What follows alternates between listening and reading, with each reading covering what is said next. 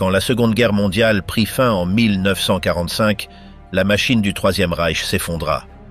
Avec la reddition allemande, les soldats des SS, l'une des organisations les plus redoutées du régime nazi, furent confrontés à divers destins.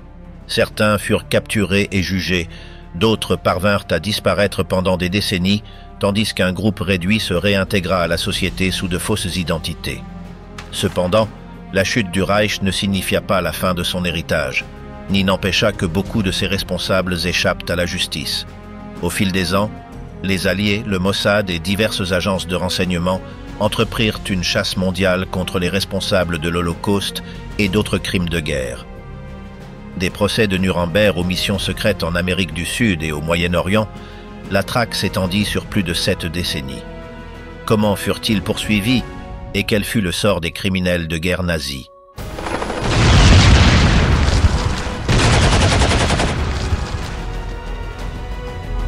Le Reich en ruine, le chemin vers la défaite.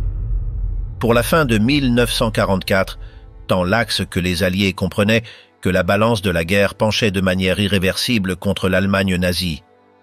Ce qui fut autrefois un régime solide commença à s'effondrer rapidement. Hitler perdit le contrôle sur ses troupes et au sein de son propre cercle surgirent des conspirations.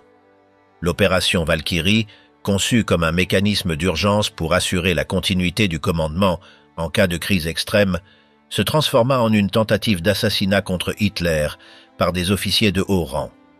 Son élimination était clé pour exécuter le coup et permettre à l'armée d'être libérée du serment de loyauté au Führer.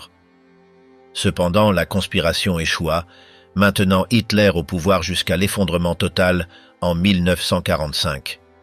Alors que les Britanniques et les Américains avançaient dans la libération de la France, les troupes soviétiques lançaient leur offensive finale depuis l'Est.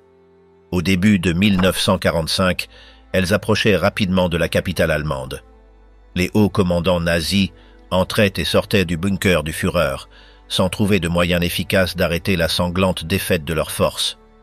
Le bombardement implacable força plusieurs villes à capituler, clarifiant que le rêve de Hitler d'une domination absolue s'effondrait. Berlin, le symbole du régime, devint l'épicentre de la bataille. Réfugié dans sa forteresse souterraine, Hitler commença à se déconnecter complètement de la réalité.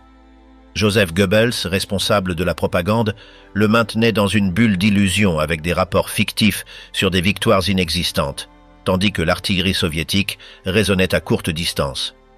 La population civile affrontait un scénario dévastateur. Les fournitures de base étaient insuffisantes, les infrastructures en ruine et la majorité cherchait refuge dans des bunkers ou fuyait vers les zones rurales. Les dirigeants régionaux du parti nazi, dans un acte de déni, s'accrochaient au pouvoir, imposant des mesures brutales contre ceux qui tentaient de déserter ou montraient du mécontentement. Même au sein de la coupole nazie, la fragmentation était évidente. Le 23 avril, Hermann Göring envoya un message à Hitler proposant d'assumer le leadership, ce qui déchaîna la fureur du dictateur, qui l'accusa de trahison. Sans autre alternative, Göring entreprit la fuite vers le sud avec l'espoir de négocier une reddition avec les Alliés. D'un autre côté, Heinrich Himmler, chef des SS, tenta d'atteindre un accord secret avec les Occidentaux, mais fut capturé et placé sous garde, où il termina ses jours comme prisonnier. Pendant la nuit du 29 avril, avec le destin scellé, Hitler épousa Eva Braun et laissa par écrit son testament final. Les alarmantes nouvelles sur l'imminente arrivée des troupes soviétiques au bunker ne cessèrent pas. À 3h30 de l'après-midi du 30 avril, une forte détonation secoua le refuge souterrain. Les soldats des SS entrèrent dans le bureau du Führer et trouvèrent Hitler et Eva sans vie. Leurs partisans les plus proches, suivant des ordres précis, s'assurèrent d'incinérer les corps pour éviter qu'ils ne soient capturés par les armées alliées. Et ainsi cela se passa. Ils ne furent jamais retrouvés. L'annonce du décès de Hitler plongea l'Allemagne dans un chaos absolu. Joseph Goebbels et son épouse Magda décidèrent de suivre le même destin et ne furent pas les seuls. Avant cela, ils s'assurèrent que leurs 6 enfants ne soient jamais pris par l'ennemi. Le 2 mai, alors que Berlin était déjà complètement assiégé, les soldats soviétiques prirent le bâtiment du Reichstag et hissèrent le drapeau rouge au sommet. À ce moment-là, la domination nazie cessa d'exister en termes pratiques. Malgré la chute de la capitale, les affrontements dans différents points de l'Allemagne continuèrent pendant quelques jours de plus. Finalement, le 7 mai, le grand amiral Karl Dönitz, qui avait assumé le rôle de leader du Reich après la mort de Hitler, signa la reddition inconditionnelle, scellant la fin de la guerre en Europe. Cependant, la paix n'arriva pas immédiatement. À cet instant, les Alliés commencèrent une intense poursuite pour capturer et juger les responsables du régime nazi qui tentait de disparaître et de s'éloigner le plus possible de l'Allemagne. Certains des plus proches collaborateurs du Troisième Reich, comme Martin Bormann, Heinrich Himmler et Robert Ley, préférèrent disparaître plutôt que d'affronter un procès à Nuremberg. D'autres décidèrent de se rendre dans l'espoir d'obtenir clémence. Hermann Göring, qui avait été arrêté pour avoir planifié un coup contre Hitler, fut libéré le 5 mai après avoir été secouru par une unité de la Luftwaffe. Ensuite, il se dirigea directement vers les lignes américaines pour se rendre, faisant confiance au fait que le traitement avec les Nord-Américains serait plus clément que celui des Soviétiques. Probablement, cette décision lui permit de rester en vie, car l'armée rouge ne montrait généralement pas de pitié envers les officiers nazis qui tombaient entre leurs mains. La poursuite des nazis sur le continent européen. Avant même que la Seconde Guerre mondiale ne prenne fin, les puissances alliées avaient déjà conçu un plan pour juger les responsables du régime nazi par le biais d'un tribunal international. Cela impliquait non seulement l'arrestation du plus grand nombre possible d'officiers et de fonctionnaires du Troisième Reich, mais aussi l'obtention de témoins clés pouvant témoigner contre eux. Parmi ces derniers figuraient, bien sûr, les épouses de certains des hauts commandants. Gerda, épouse de Martin Bormann, tenta de s'échapper d'Allemagne avec ses 9 enfants. Au milieu du chaos provoqué par l'entrée des troupes soviétiques à Berlin, elle se fit passer pour la directrice d'un orphelinat, habillant certains de ses enfants comme s'ils étaient orphelins. Avec cette fausse identité, elle parvint à monter dans un bus scolaire et à traverser la frontière vers l'Italie, où elle trouva refuge dans le Tyrol du Sud. Là, elle fut accueillie par un dirigeant local du parti nazi qui lui fournit une cachette et se chargea de protéger des documents sensibles qu'elle portait avec elle. Finalement, la famille s'installa dans un petit village à environ 50 km de Bolzano. Malgré avoir échappé temporairement à la capture, la santé de Gerda se détériorait rapidement en raison d'un cancer de l'ovaire, ce qui rendait urgent une opération chirurgicale. Cependant, son lieu de résidence ne passa pas inaperçu. Des agents de renseignement alliés la localisèrent et notifièrent les forces britanniques présentes dans la zone. Un médecin local, lorsqu'il fut interrogé, informa sur son état de santé et son emplacement. Peu après, un officier britannique se présenta à sa résidence. Effrayée, elle crut qu'on l'enverrait dans un camp de prisonniers, mais l'officier lui assura qu'elle ne courait aucun danger. Au lieu d'être arrêtée, elle fut transférée dans un hôpital militaire à Merano. Malgré l'intervention chirurgicale, son état ne s'améliora pas, et elle décéda le 23 mars 1946, quelques mois avant d'atteindre 37 ans. Certains membres de rang inférieur au sein du régime nazi, réalisant que leur seule option pour survivre était de collaborer avec les vainqueurs, décidèrent de coopérer avec l'Office of Strategic Service des États-Unis, OSS, la future CIA.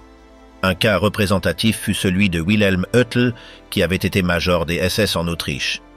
Avec un doctorat en histoire, il passa la majeure partie de sa carrière à travailler comme agent à la fois pour la police de sécurité et les SS. Lorsque la guerre touchait à sa fin, Oethel comprit que la défaite allemande était inévitable. Pour cette raison, il effectua plusieurs voyages en Suisse pour rencontrer le chef de la station de l'OSS à Berne. Il cherchait à obtenir la faveur des Américains en leur offrant des informations sur les plans militaires de l'Axe pour une dernière défense dans les Alpes et sur les réserves d'or cachées dans les montagnes autrichiennes. Cependant, les événements avancèrent plus rapidement que prévu. Avant de conclure un accord, les troupes soviétiques étaient déjà proches de Berlin. En mai 1945, il tenta de traverser vers la Suisse, mais la présence de troupes françaises à la frontière empêcha son passage. Détourné au Liechtenstein, il opta pour retourner en Autriche à la recherche d'un lieu sûr. Finalement, ce même mois, il se rendit aux forces américaines à Bad Aussee. Par la suite, il fut transféré en Allemagne et en octobre 1947, il fut envoyé à Lager Klesheim, à Salzbourg. Pendant cette période, Hüttel devint un témoin clé dans les procès de Nuremberg, fournissant des informations pertinentes pour l'accusation. En décembre 1947, il fut libéré dans le cadre d'un accord avec les services de renseignement américains, après quoi il commença à collaborer avec eux dans des tâches d'espionnage contre le Parti communiste d'Autriche. Dans les années suivantes, en plus de poursuivre son travail dans le renseignement, il se consacra à l'écriture et publia divers livres. Tous les membres du régime nazi ne parvinrent pas à échapper à la justice. Rudolf Höss, connu pour avoir dirigé le camp de concentration d'Auschwitz et responsable de la mort de plus de 2,5 millions de Juifs, parvint à rester caché pendant près de 5 mois après la chute du Troisième Reich. Pour éviter d'être découvert, il adopta une fausse identité et s'établit comme paysan dans une zone rurale du nord de l'Allemagne, près de la frontière danoise. Sa capture eut lieu lorsque les forces américaines arrêtèrent d'abord son épouse. Lors de l'interrogatoire, elle fournit les informations qui permirent de le localiser. 2 unités de l'armée encerclèrent la ferme où il se cachait et le trouvèrent complètement pris au dépourvu, encore vêtu de vêtements de nuit. Après son arrestation, il fut transféré à Auschwitz où il affronta sa sentence. Là même, à courte distance de la maison où il avait vécu avec sa famille jusqu'en 1945, son exécution eut lieu. Fugitif du Reich, la fuite organisée. Le 3 juillet 1946, un rapport du corps de contre-espionnage de l'armée américaine fut envoyé au président. Il y était affirmé que les nazis avaient conçu des voies d'évasion depuis au moins 1944. Cette stratégie fut baptisée Odessa, un acronyme d'organisation des anciens membres des SS. À ce jour, il n'est pas certain si cela fut un effort coordonné par le gouvernement nazi ou une série de plans indépendants exécutés par différents groupes au sein du régime. Cependant, ce qui est un fait, c'est que ces routes permirent à de nombreux nazis de quitter le pays sans être détectés, avec un succès surprenant. Rien qu'en Argentine, on estime qu'au moins 300 anciens militaires du Troisième Reich trouvèrent refuge. D'autres nations où ils trouvèrent asile inclurent le Brésil, le Paraguay et certains pays du Moyen-Orient. Au total, environ 10 000 personnes liées au parti nazi quittèrent l'Allemagne avant la fin de 1945. Certains historiens ont pointé du doigt la participation d'institutions telles que la Croix-Rouge, le Vatican et même l'armée des États-Unis dans cette fuite massive. Cependant, au milieu de la dévastation de l'après-guerre, contrôler chaque sortie du pays se révéla une tâche presque impossible. Pour échapper aux autorités, de nombreux fugitifs recoururent à de fausses identités, se firent passer pour des déplacés ou demandèrent de l'aide à diverses organisations. Ce n'est que des années plus tard que la CIA, le Mossad et le MI5 prirent des mesures concrètes pour localiser, identifier et arrêter ces criminels dans diverses parties du monde. La priorité immédiate après le conflit était de stabiliser la région et de reconstruire ce qui restait de l'Allemagne. Si Odessa exista comme une structure organisée ou seulement dans l'esprit des agents de renseignement américains, les réseaux qui aidèrent des milliers de nazis à fuir furent une réalité incontestable. Dans les premières années suivant la guerre, on estime qu'environ 90% des fugitifs s'échappèrent par les Alpes jusqu'en Italie, de manière similaire à ce que fit Gerda Bormann. La première destination était généralement la région du Tyrol du Sud, au nord de l'Italie. Là, de nombreux nazis trouvèrent refuge temporaire dans des monastères catholiques, parmi lesquels celui de l'ordre teutonique à Merano, celui des Capucins près de Bressanone et celui des franciscains dans les environs de Bolzano. Ce chemin d'évasion fut appelé la route des monastères, contribuant au mythe selon lequel le Vatican et le pape Pie XII jouèrent un rôle clé dans la protection des criminels de guerre. Ce n'était pas une idée farfelue, car il était bien connu que Pie XII voyait le communisme comme la plus grande menace pour l'Église et le monde occidental. Dans le Tyrol du Sud, des prêtres fournissaient des documents confirmant l'identité des fugitifs, bien que les informations y figurant fussent complètement fausses. Ces écrits permettaient aux fugitifs d'obtenir des passeports du Comité international de la Croix-Rouge sans examen approfondi. Entre 1945 et 1951, au moins 120 000 de ces documents furent émis. Cependant, bien avant la fin de la décennie, les autorités américaines savaient déjà ce qui se passait. En 1946, après une évasion massive dans un camp de prisonniers de guerre à Rimini, des soldats américains découvrirent que d'anciens officiers des SS se cachaient dans des monastères locaux et obtenait des documents de voyage émis par la Croix-Rouge. Même avant ces événements, après l'arrivée des troupes américaines à Rome, certains religieux de Géorgie obtinrent l'autorisation du pape pour établir un séminaire dans la ville. Quelques mois plus tard, les autorités alliées commencèrent à remarquer un fait inhabituel. Plusieurs des séminaristes semblaient entretenir des relations amoureuses. Après une inspection minutieuse, il fut découvert que l'endroit servait de refuge à des officiers des SS qui avaient installé dans le sous-sol une station de radio avec une technologie avancée. En examinant l'implication du Vatican dans la protection des criminels nazis, le nom d'Aloïs Hudal ressort. Cet évêque autrichien avait manifesté ouvertement son affinité avec le régime hitlérien et, par la suite, justifia ses actions en affirmant que beaucoup des persécutés étaient innocents. Il défendait que leur fournir une documentation falsifiée était une décision correcte. Cependant, la destination la plus accessible et la plus commode pour la fuite des nazis fut l'Espagne, gouvernée à cette époque par le généralissime Francisco Franco. En raison de l'absence de registres officiels précis, il est difficile de déterminer combien d'anciens membres du régime nazi trouvèrent refuge là-bas. Cependant, l'émergence de nombreux groupes néo-nazis dans le pays dans les décennies suivantes suggère qu'ils furent plusieurs milliers. L'un des réfugiés les plus connus fut Léon de Grelle, commandant de la SS Wallonne belge. Depuis sa cachette à Malaga, il s'exprima à plusieurs reprises sans être soumis à un procès pour ses crimes de guerre. Cependant, dans les années 80, il fit face à des accusations liées à la négation de l'Holocauste. Stilhilfe, le réseau silencieux des SS. Contrairement à Odessa, il existait une autre organisation appelée Stilhilfe, ou Aide silencieuse, qui opérait en Allemagne et dans d'autres nations après la Seconde Guerre mondiale. Son but était de fournir un soutien aux anciens membres des SS qui avaient été arrêtés, condamnés ou qui étaient en fuite. Il fournissait une assistance juridique, facilitait des ressources et, dans de nombreux cas, aidait à se cacher ou à s'échapper. Grâce à ce réseau, des centaines, voire des milliers de nazis parvinrent à fuir vers l'Amérique du Sud et le Moyen-Orient. En 1951, Stilhilfe acquit le statut légal d'organisation à but non lucratif, ce qui lui permit de recevoir des financements par le biais de dons. Son acte fondateur eut lieu à Munich, ville qui 3 décennies plus tôt avait été le berceau du parti nazi. Dès le début des procès de Nuremberg, le groupe tenta d'influencer l'opinion publique pour éviter des condamnations à mort.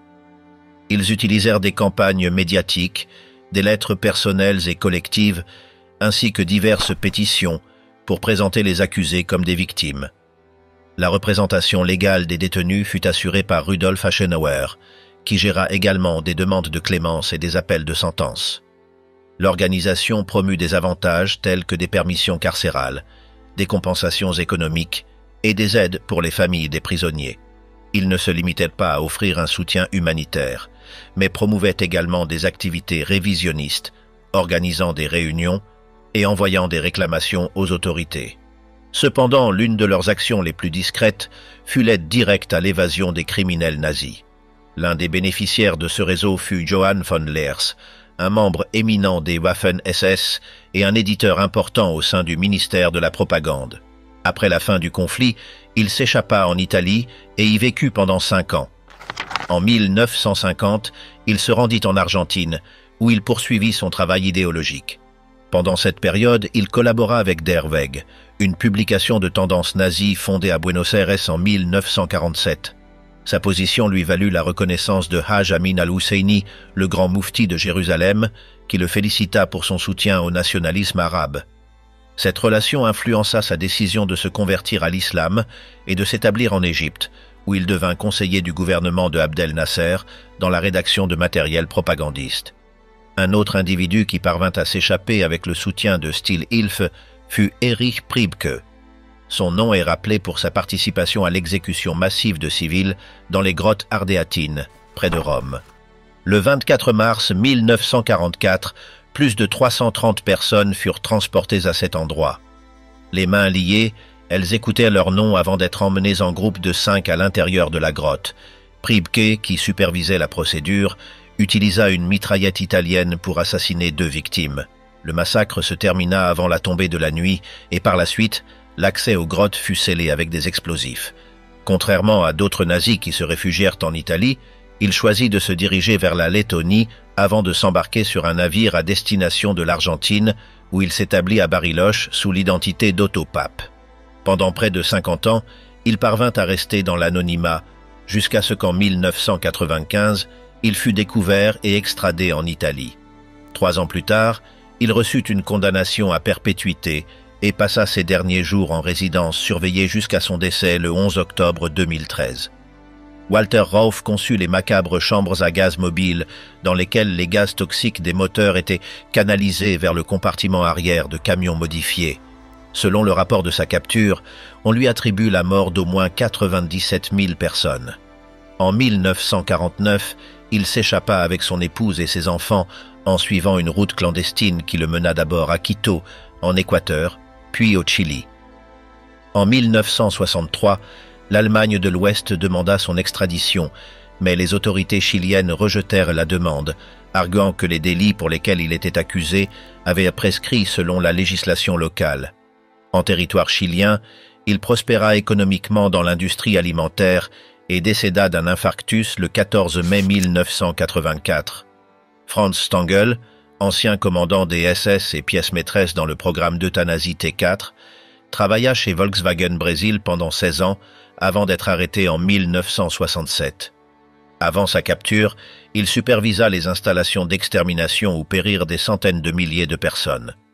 Il se distingua par son indifférence absolue et son manque de remords, ce qui facilita son travail dans les camps de Treblinka, Sobibor et Trieste.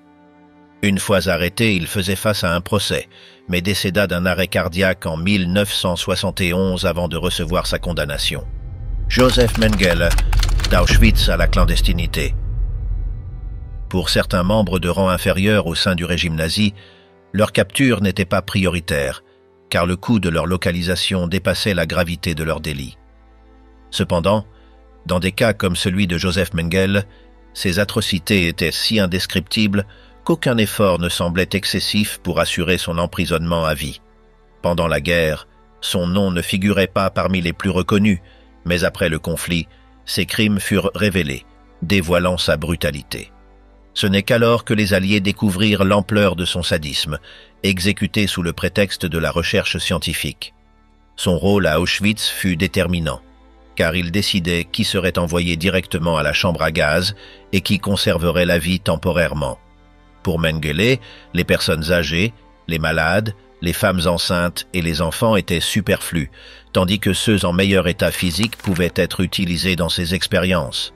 Ces prisonniers étaient forcés de se dévêtir, leurs têtes étaient rasées, et ensuite ils étaient transportés à l'hôpital pour être soumis à ces études.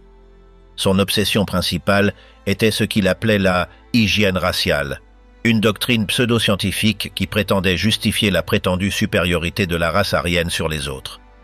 Ces expériences avec des jumeaux sont tristement célèbres.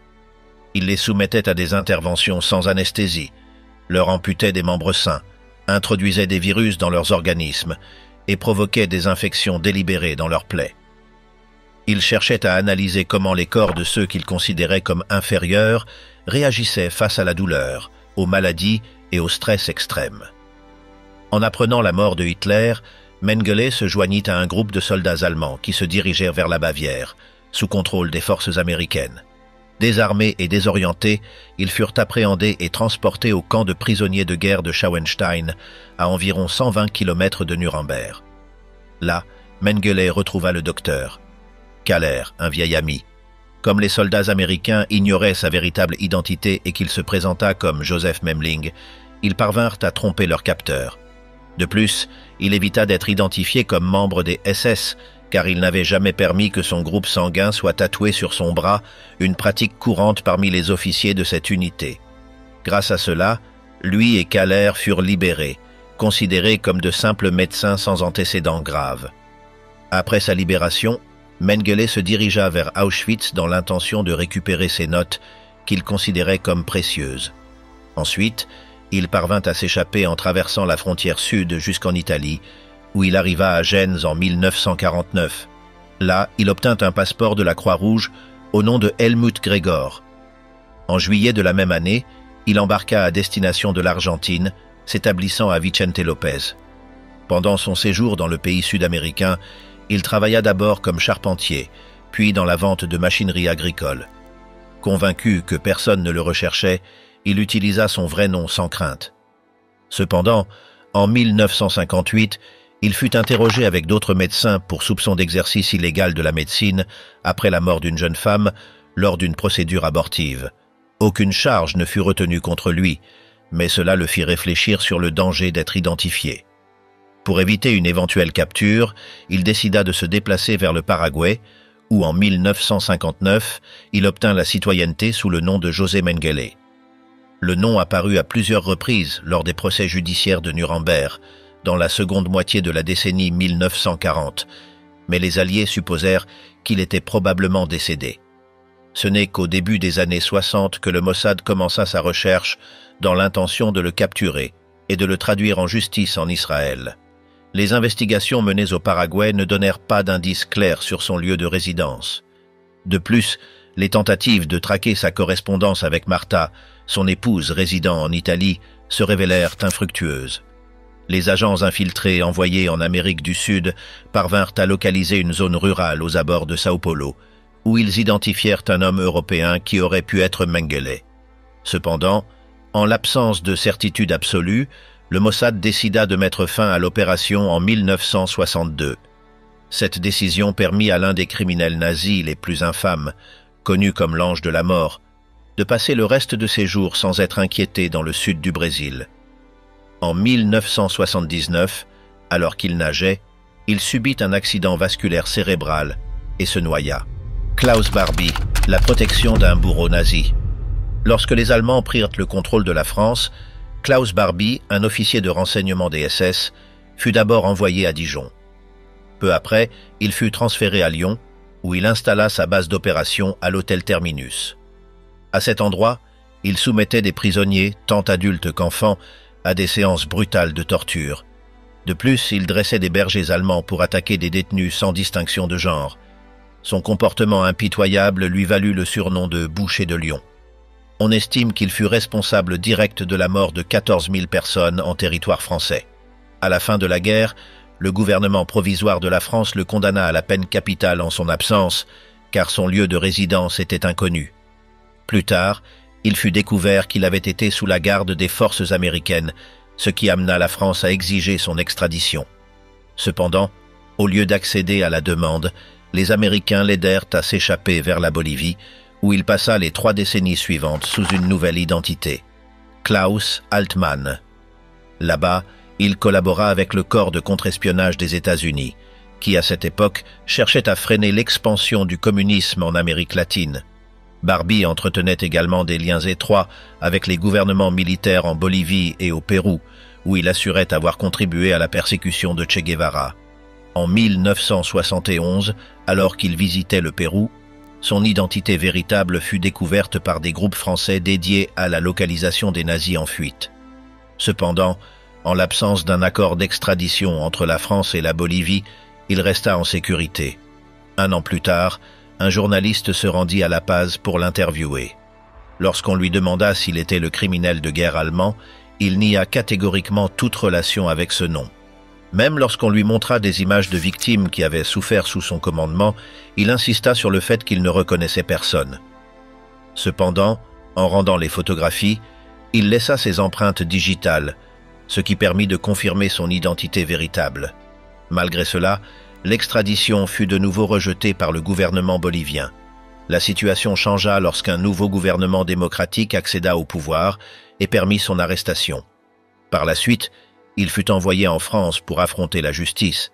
En 1984, il fut jugé pour les atrocités commises durant son mandat à la tête de la Gestapo à Lyon, entre 1942 et 1944. Parmi ses pires crimes figurait la rafle de la rue Sainte-Catherine, lorsqu'il ordonna la capture de 86 juifs qui furent envoyés dans des camps d'extermination. Pour mener à bien l'opération, il choisit un mardi, jour où une fédération juive offrait assistance et nourriture gratuite. D'abord, il arrêta les travailleurs de l'endroit, puis captura chaque personne qui entrait dans le bâtiment. Aucun ne revint chez lui. Les victimes furent déportées à Bergen-Belsen, Sobibor et Auschwitz, et seulement 3 survécurent. Le 4 juillet 1987, Klaus Barbie fut déclaré coupable et reçut une condamnation à perpétuité. 4 ans plus tard, à l'âge de 77 ans, il décéda dans une prison de Lyon à cause d'une leucémie et d'un cancer de la colonne vertébrale et de la prostate. Tant Barbie que Wilhelm Oethel firent partie du groupe restreint de criminels nazis qui furent recrutés par des agences américaines, comme le corps de contre-espionnage. Un autre des collaborateurs fut Robert Jan Verbelen, un membre des SS flamandes, responsable d'au moins 101 assassinats en Belgique pendant la guerre. Verbelen, en plus d'ordonner des exécutions, mena des attaques à la grenade dans des bars et des cafés. En 1946, les autorités américaines l'engagèrent en Autriche pour travailler sur le projet Newton, dont l'objectif était d'infiltrer le Parti communiste autrichien. En 1959, il obtint la citoyenneté autrichienne, mais en 1965, il fit face à un procès pour crime de guerre. Malgré les preuves, il fut acquitté et put vivre librement jusqu'à son décès en 1990. Le cas de Verbelen mit en évidence 2 réalités. Premièrement, que le gouvernement des États-Unis ne considérait pas toujours comme une priorité de poursuivre les criminels nazis. Deuxièmement, que si les Juifs israéliens voulaient que ces individus affrontent la justice, ils devraient s'en charger eux-mêmes. Herbert Kukurs, la chute d'un assassin. Durant la décennie 1960, Israël prit la décision d'imposer la justice sans dépendre de tribunaux internationaux. Le renseignement extérieur israélien, connu sous le nom de Mossad, se chargea de localiser et d'éliminer Herbert Kukurs. Cet homme, surnommé le boucher de Riga, était impliqué dans l'exécution d'au moins 30 000 Juifs en Lettonie.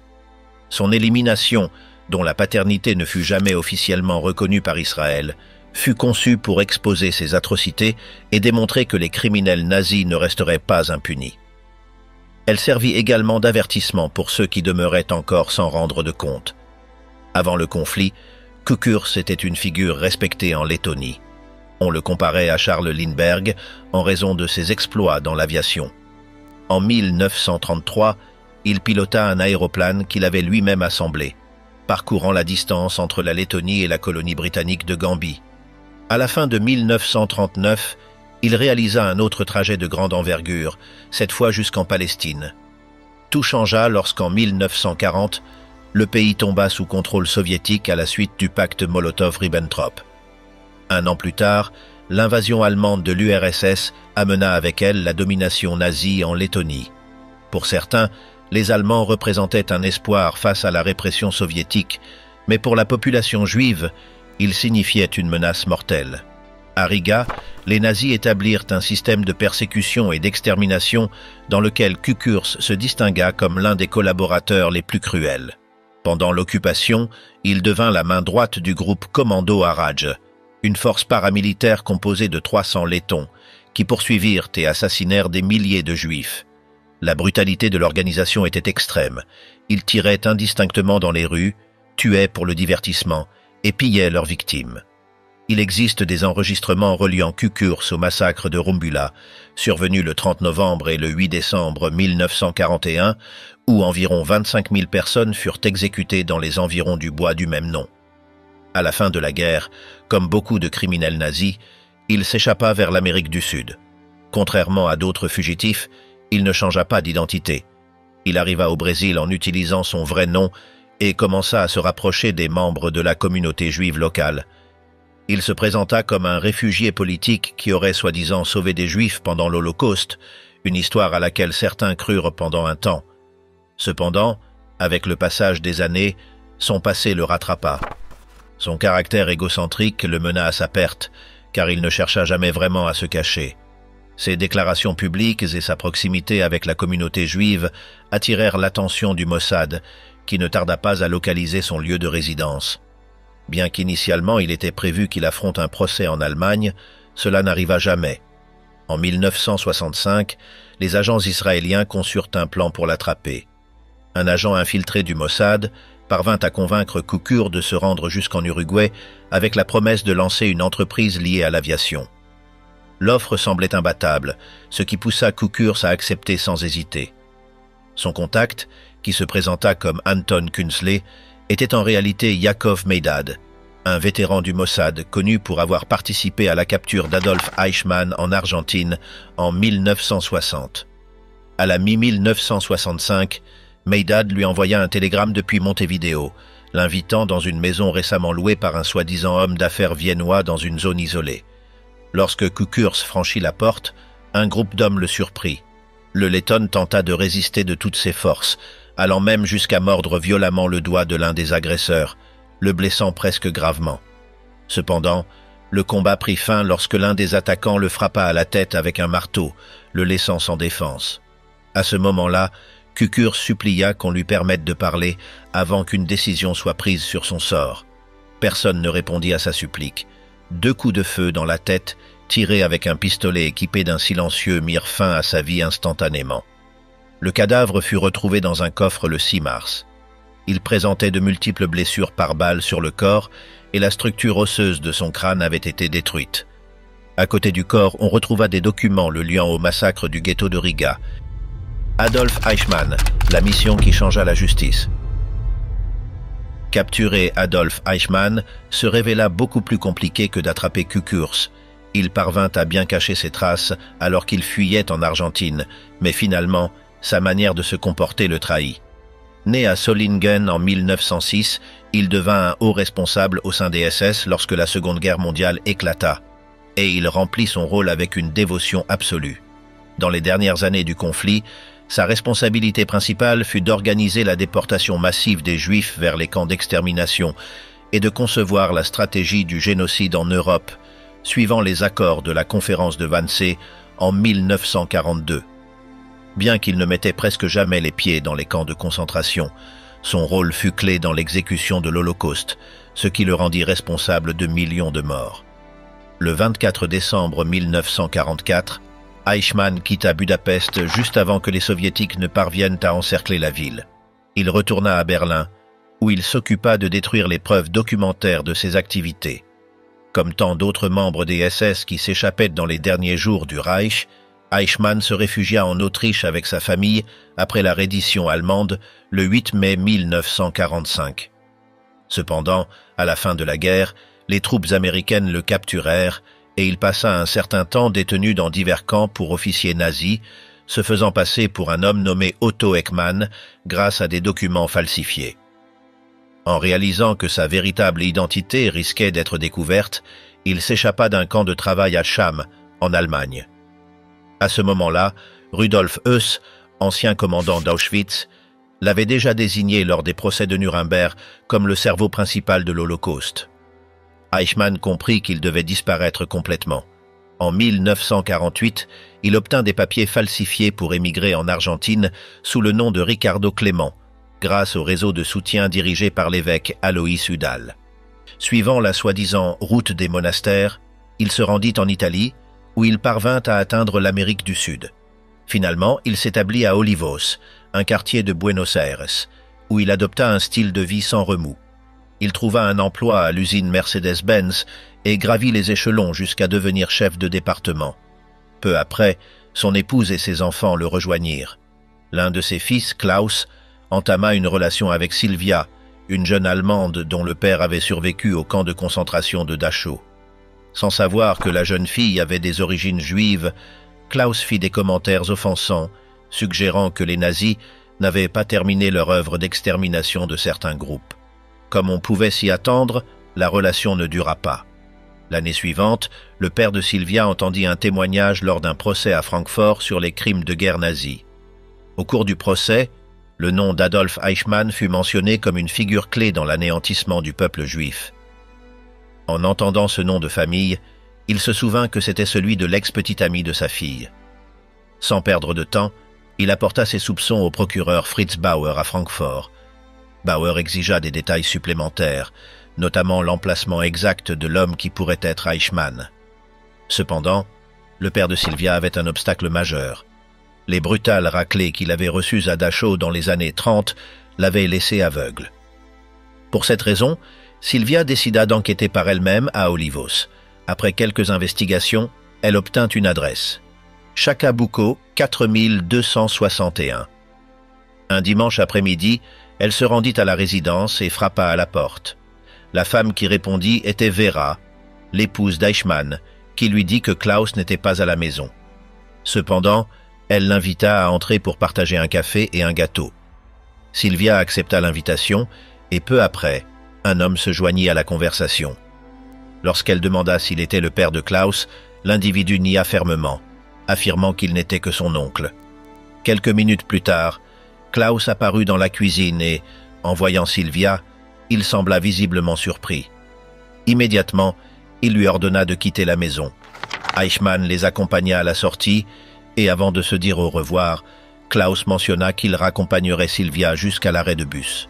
Son soi-disant oncle suggéra qu'il serait plus approprié de l'escorter jusqu'à chez elle.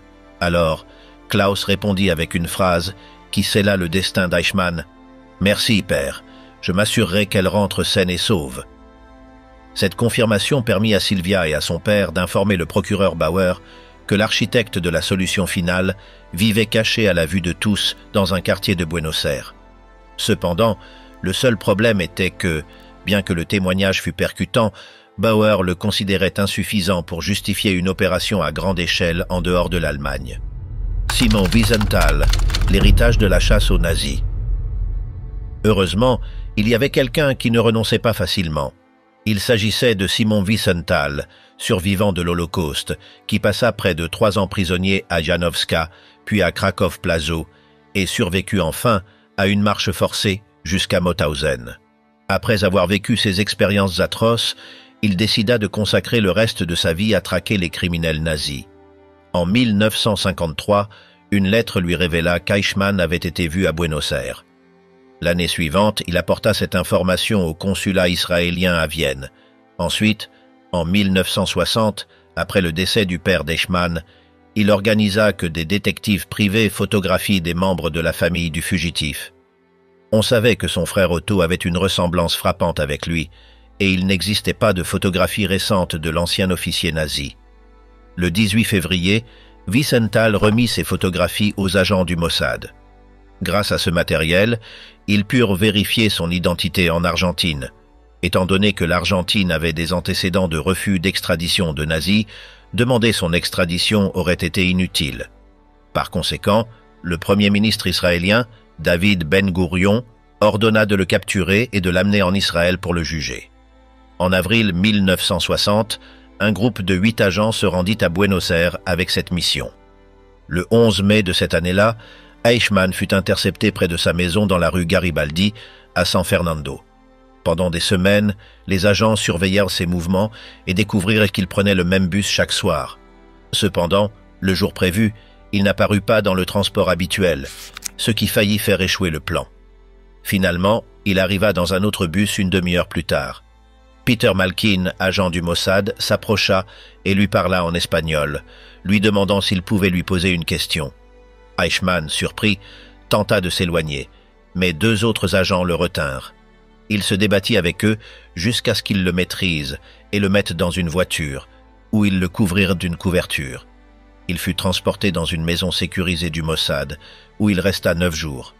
Là-bas, des vérifications supplémentaires furent effectuées pour confirmer son identité. Finalement, dans la nuit du 20 mai, Yona Elian, un anesthésiste faisant partie de l'équipe, le sédata et le déguisa en membre d'équipage pour le faire sortir du pays à bord d'un avion israélien. Après son arrivée en Israël, il fut détenu dans un poste de police fortifié à Yagur pendant 9 mois. Pendant cette période, il subit des interrogatoires quotidiens jusqu'à ce que, le 11 avril 1961, son procès commence. Il fit face à 15 chefs d'accusation, dont crimes contre l'humanité, crimes de guerre, génocide et appartenance à une organisation criminelle. Peu après minuit, le 1er juin 1962, Eichmann fut exécuté dans la prison de Ramla. Pendant ce temps, Wiesenthal fut reconnu comme un héros dans son pays. Dans les années qui suivirent, Wiesenthal poursuivit sans relâche sa traque des criminels nazis par divers moyens. Il créa en Autriche le Centre de documentation historique juive, où il rassembla des informations sur les responsables de crimes de guerre et offrit de l'aide aux personnes déplacées. Il se consacra à enregistrer avec précision les horreurs de l'Holocauste, à interroger des témoins et à utiliser les médias pour maintenir l'intérêt pour la poursuite des nazis.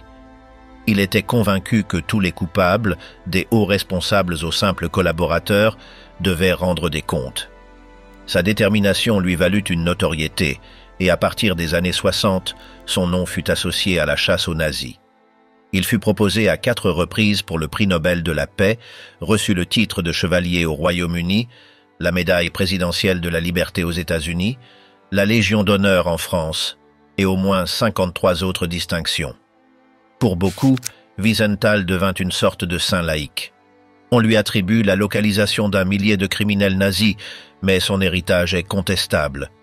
Tout au long de sa vie, il fabriqua des histoires et exagéra son rôle dans de nombreuses captures. Depuis la fin de la Seconde Guerre mondiale jusqu'à sa mort en 2005, il donna des versions inexactes de son travail dans la poursuite des nazis, créa des récits fictifs sur son passé pendant le conflit et déforma également des détails sur sa formation académique. Malgré sa relation ambiguë avec la vérité, sa contribution fut essentielle pour traduire en justice de nombreux criminels de guerre. Sa figure reste controversée, mais son impact dans la recherche de la justice est indéniable.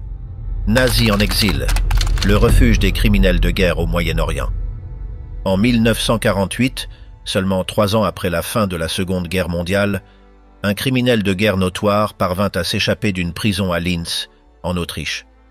Franz Stangl, qui dirigea les camps d'extermination de Sobibor et Treblinka, était responsable de la mort d'environ 1 million de Juifs.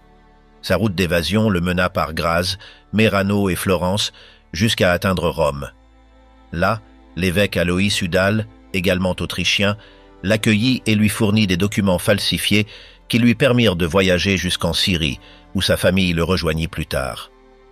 En 1951, les Stangl déménagèrent au Brésil. Sans le vouloir, Stangl avait ouvert une nouvelle voie de fuite pour les nazis, le Moyen-Orient. Alois Brunner, l'un des exécutants les plus impitoyables de l'Holocauste, était encore en fuite à cette époque. Pendant le conflit, Brunner occupa un poste élevé au sein de la Gestapo, étant le principal collaborateur d'Adolf Eichmann et chef du département des affaires juives. Son habileté à organiser des déportations et des assassinats de masse dans des pays comme la France, la Grèce et la Slovaquie le rendit essentiel dans le génocide. Eichmann le considérait comme son meilleur agent. Après la fin de la guerre, il se cacha en Allemagne, mais en 1954, il sentit que les autorités se rapprochaient, surtout lorsqu'un tribunal français le condamna à la peine capitale en son absence. Avec l'aide d'anciens alliés, il suivit les traces de Stangl et s'échappa vers l'Égypte, gouverné par Gamal Abdel Nasser.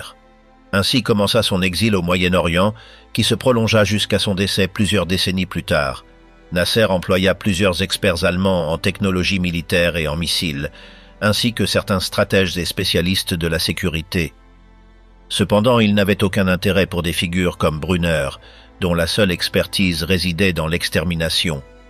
Avec l'aide d'Amin al-Husseini, ancien moufti de Jérusalem et protecteur des nazis dans la région, Brunner parvint à atteindre la Syrie, où il obtint un visa de travail en 1955.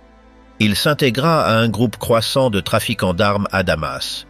Dans la capitale syrienne, il rejoignit d'autres fugitifs nazis, comme Franz Rademacher, ancien fonctionnaire du ministère des Affaires étrangères du Troisième Reich, et Wilhelm Beisner, espion allemand chargé d'éliminer la population juive en Palestine si l'Allemagne l'emportait.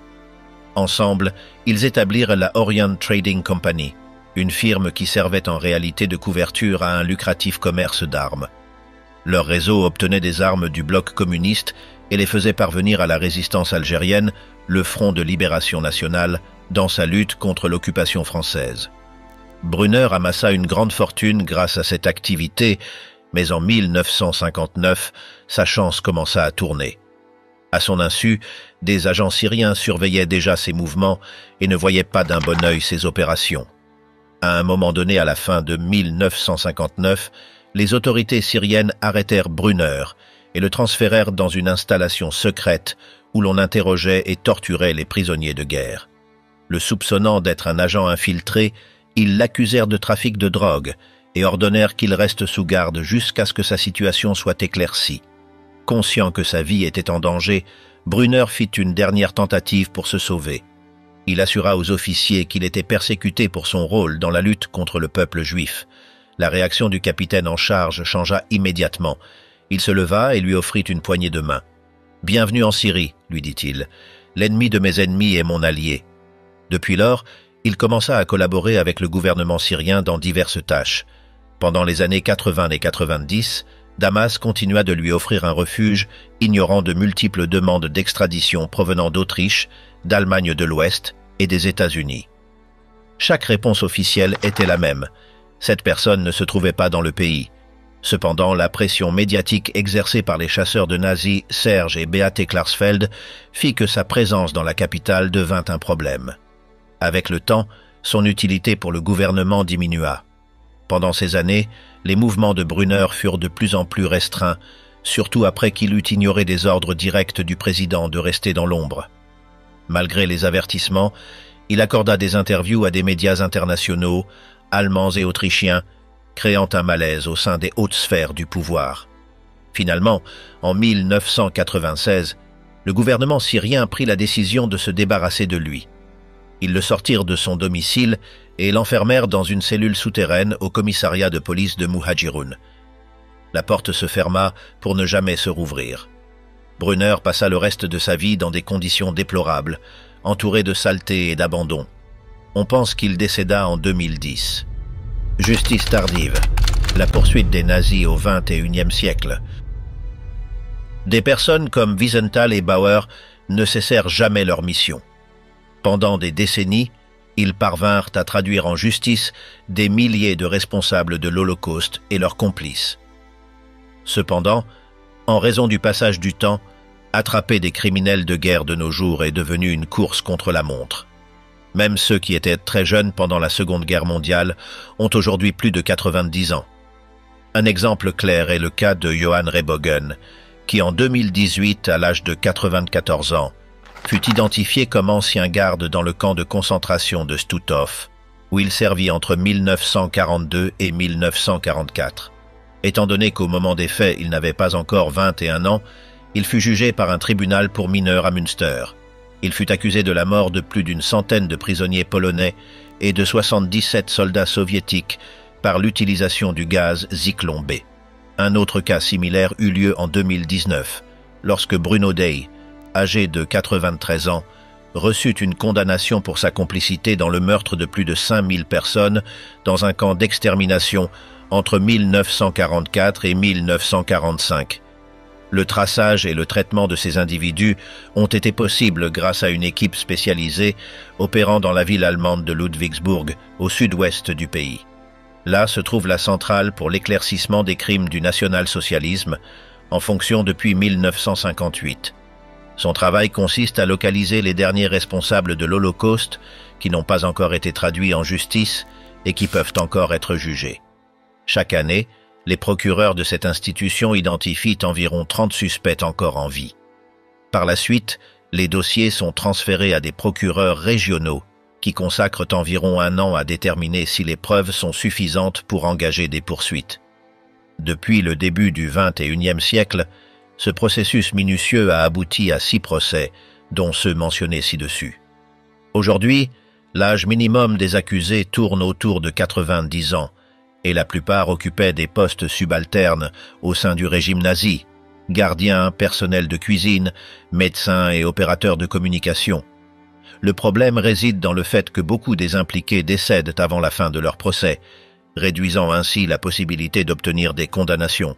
En 2013, par exemple, la centrale établit une liste de 30 personnes qui, dans le passé, avaient travaillé à Auschwitz et pouvaient être jugées immédiatement. Cependant, seulement 5 d'entre eux affrontèrent la justice, car les autres moururent avant leur comparution ou furent déclarés inaptes à subir un procès. Malgré cela, l'importance de cette institution ne réside pas dans le nombre de sentences prononcées, mais dans le message qu'elle transmet. Aucun crime contre l'humanité ne sera oublié. Grâce à son travail, ceux qui ont participé aux horreurs du nazisme doivent vivre en sachant qu'à tout moment, la justice pourrait les rattraper. Son existence maintient vivante la mémoire des victimes de l'Holocauste, rappelant au monde l'ampleur des atrocités commises entre 1933 et 1945. L'histoire de ces crimes est si bouleversante qu'il est impératif de ne pas la laisser tomber dans l'oubli, peu importe le nombre de décennies écoulées. La fin de la Seconde Guerre mondiale marqua la chute du nazisme, mais ne mit pas fin à la quête de justice. Pendant des décennies, les réseaux d'évasion, la complicité de diverses institutions et les efforts de ceux qui poursuivirent les criminels de guerre furent révélés. Certains trouvèrent refuge en Amérique du Sud, au Moyen-Orient ou même en Europe, protégés par des régimes qui les abritaient pour des raisons stratégiques. D'autres furent capturés et jugés. Cependant, beaucoup ne furent jamais confrontés aux conséquences de leurs actes et avec le passage du temps, la possibilité de les poursuivre diminua. Néanmoins, la Centrale pour l'éclaircissement des crimes du national-socialisme en Allemagne a maintenu ses efforts, démontrant que la justice ne prescrit pas face aux crimes contre l'humanité. Ce récit n'est pas seulement de l'histoire, mais aussi un avertissement sur l'importance de la mémoire. Les atrocités commises par les SS ne doivent pas être oubliées, et l'impunité ne peut être tolérée. Bien que les années passent, l'histoire continue de se souvenir de leurs noms, de leurs actes et des conséquences de leur idéologie. La justice, bien que tardive, reste nécessaire pour honorer les victimes et réaffirmer l'engagement de l'humanité envers la vérité.